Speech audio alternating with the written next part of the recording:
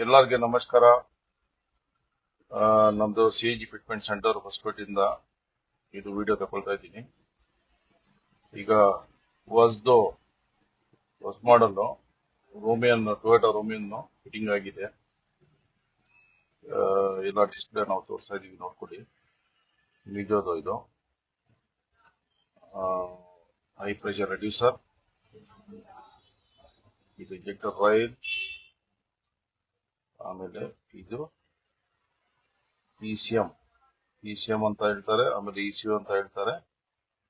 So ಇದು DPI ಅಂತ ಹೊಸ ಮಾಡೋದು.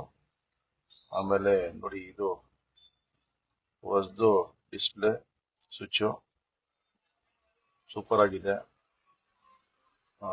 ಕ್ಯಾಲಿಬ್ರೇಷನ್ ಮಾಡ್ತಾ ಇದೀವಿ ನಾವು. ಆಮೇಲೆ ಬೇರೆ ಸಿಲಿಂಡರ್ ಎಲ್ಲ ನೋಡಿ ಈ ತರ ಫಿಟ್ ಆಗಿದೆ. 65 ಲೀಟರ್ ಸಿಲಿಂಡರ್ ಸೂಪರ್ ಆಗಿದೆ. ಆಮೇಲೆ ಇದಾದ್ಮೇಲೆ ನಾವು ಒಂದು ಟ್ರಯಲ್ ನೋಡ್ಬಿಟ್ಟು ವಿಡಿಯೋ ಅಪ್ಲೋಡ್ ಮಾಡ್ತೀವಿ. ಈ ತರ